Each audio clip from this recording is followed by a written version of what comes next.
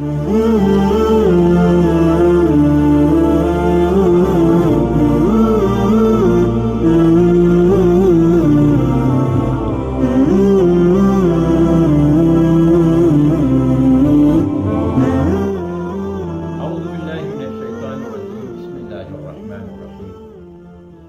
سوال جو نوجوانوں کی طرف سے، جوانوں کی طرف سے پوچھا جاتا ہے وہ یہ ہے کہ اس مہینے میں یعنی ماہ مبارک رمضان میں کون سا عمل زیادہ بہتر ہے، زیادہ فضیلت کا حامل ہے کہ جو انجام دیا جائے۔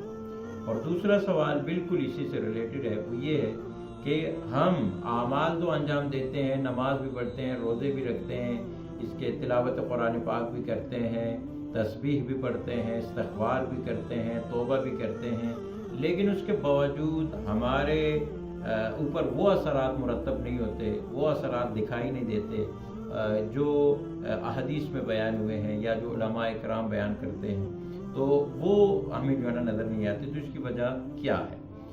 جہاں تک تعلق ہے اس بات کا کہ افضل اعمال کیا ہے، تو یہ ایک فطری بات ہے اور عادی بات ہے کہ ہر بندہ یہ چاہتا ہے کہ اس افضل مہینے کے اندر سب سے بہترین اور سب سے اہم ترین کام جو ہے نا انجام دے۔ یہ ہر بندے کی یہی خواہش ہے۔ تو ہم چونکہ ماننے والے ہیں پیغمبر اکرم حضرت محمد مصطفیٰ صلی اللہ علیہ وآلہ وسلم کے عاشقان علی مرتضیٰ ہیں، لہٰذا بجائے اس کے کہ ہم اپنے آپ سے یہ ڈیسائیڈ کریں کہ کون سا عمل بہتر ہے، کون سی چیز فضیلت کے حامل ہے، آئیے چلتے ہیں ان کی خدمت میں، رسول اللہ صلی اللہ علیہ وسلم کی خدمت میں اور امیر المومنین علی علیہ السلام کی خدمت میں کہ یہ کیا فرماتے ہیں کہ سب سے افضل عمل کون سا ہے۔ تو امیر المومنین علی علیہ السلام نے ایک خطبہ پیغمبر اکرم صلی اللہ علیہ وآلہ وسلم سے نقل کیا ہے، جس کو خطبہ شعبانیہ کے نام سے جانا جاتا ہے۔ وہ اس کے اندر پیغمبر اکرم صلی اللہ علیہ وآلہ وسلم نے ماہ مبارک رمضان کی فضیلت بیان کی ہے، ماہ مبارک رمضان کے ایام کی جو عظمت ہے وہ بیان کی ہوئی ہے۔ جب یہ خطبہ آخر پر پہنچتا ہے تو کائنات کا افضل ترین شخص خطبہ دے رہا ہے، اور پیغمبر اکرم صلی اللہ علیہ وآلہ وسلم کے بعد امام المتقین مولا الموحدین، کائنات کے اندر سب سے بہترین ہستی جو ہے وہ سوال پوچھ رہی ہے۔ اب یہاں سے اندازہ لگائیں کہ وہ سوال کتنی اہمیت کا حامل ہوگا کہ جس کا پوچھنے والا علی مرتضیٰ ہو اور جس کا جواب دینے والا محمد مصطفیٰ صلی اللہ علیہ وآلہ وسلم ہو۔ وہ سوال کیا ہے جو مولا متقیان، مولا الموحدان، امیر مومنان نے پوچھا ہے؟ وہ کیا سوال ہے؟ وہ سوال یہ ہے کہ حضرت امیر المومنین علی علیہ السلام نے پوچھا ما افضل الاعمال فی هذا الشہر، یا رسول اللہ آپ نے اس مہینے کی جو عظمت بیان کی، آپ نے جو اس مہینے کی فضیلت بیان کی، اس مہینے میں سانس لینا بھی عبادت، تسبیح کا ثواب رکھتا ہے، سونا بھی عبادت ہے، اس مہینے کی ایام اور جو راتیں ہیں وہ دوسرے مہینوں سے افضل ہے، یا رسول اللہ کون سا عمل انجام دیا جائے اس مہینے کے اندر تو وہ سب سے افضل ہوگا۔ اب میں نے عرض کی کہ مولا الموحدین پوچھ رہے ہیں یہ سوال، کوئی عام بندہ نہیں پوچھ رہا۔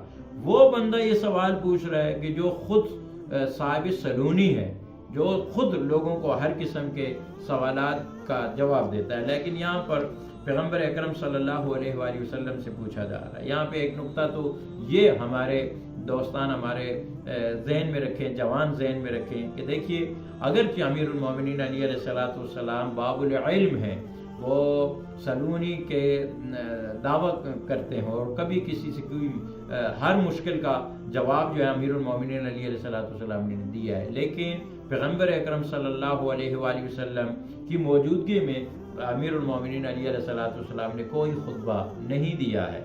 یہ ادب کا تقاضا ہے، یہ احترام کا تقاضا ہے کہ جب بڑے موجود ہوں اور صاحب فضیلت بندہ موجود ہو تو ان کی موجودگی میں اپنے علم کا اظہار کرنا یہ زیبا نہیں ہے، یہ ادب کے خلاف ہے۔ تو مولا امیر المومنین علی علیہ السلام نے یہ سوال بھی پوچھا کہ کون سا عمل بہتر ہے۔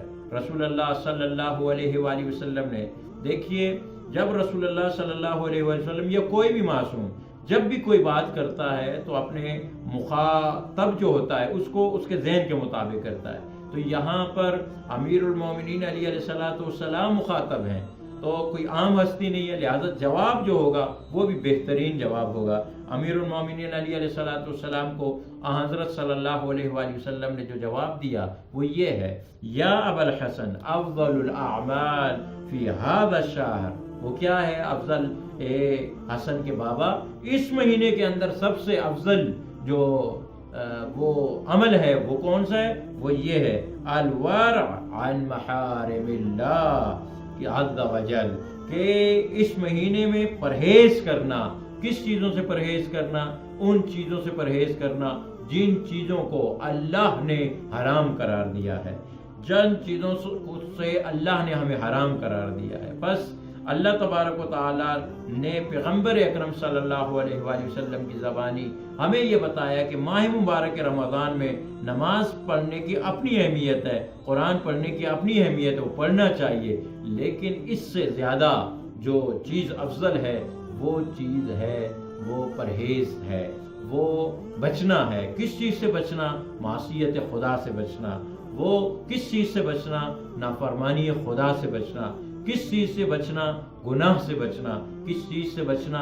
ہر اس چیز سے بچنا جس کو اللہ رب العزت نے حرام قرار دیا ہے.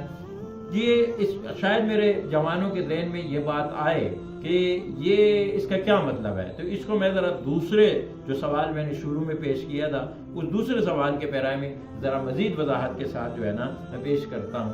کہ دیکھیے ایک سوال یہ ہوتا ہے کہ بھئی ہم نے روزے بھی رکھے، نمازیں بھی پڑھی اور یہ سب کچھ کیا، لیکن اس کے باوجود ہمیں وہ نتیجہ نہیں مل رہا. تو کیا وجہ ہے؟ نماز ہمیں گناہوں سے روک نہیں رہی ہے، زکوٰۃ ہمارے مال میں برکت کا باعث نہیں بن رہی ہے، اور جو ہے وہ روزہ جو ہے ہمارے اندر وہ تقویٰ اور پرہیزگاری کی صلاحیت ایجاد نہیں کر رہا. تو اس کی کیا وجہ ہے؟ کیوں ایسے ہے؟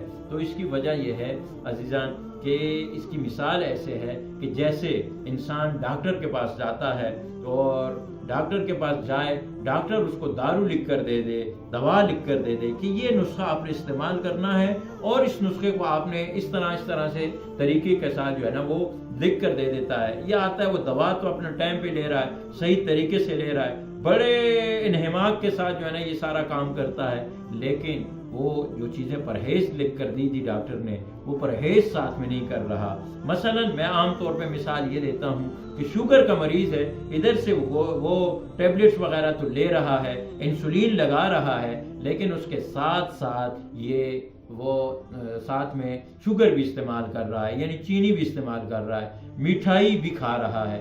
تو اس کے اوپر یہ نتائج جو ہے نا حاصل نہیں ہوں گے.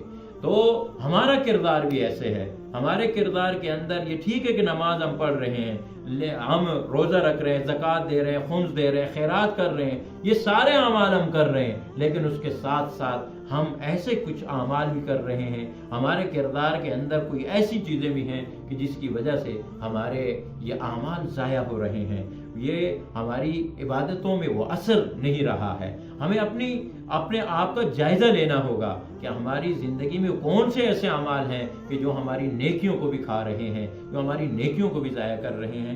اسی حوالے سے اور بھی بہت سی مثالیں ہیں.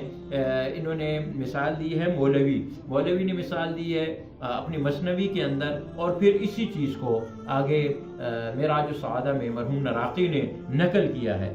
وہ ایک شعر ہے ان کا، وہ کہتے ہیں گر نموش دز در انبار ماست، کہتے ہیں کہ اگر ہمارے انبار میں جہاں پہ گندم وغیرہ اکٹھی کی جاتی ہے اس کے اندر جو ہمارا سٹور ہے، گندم والے سٹور کے اندر اگر جو ہے نا چوہا نہ ہو تو گندم اعمال 40 سالے کجاس، اگر اس کے اندر چوہا نہیں ہے تو پھر ہماری گندم کدھر ہے؟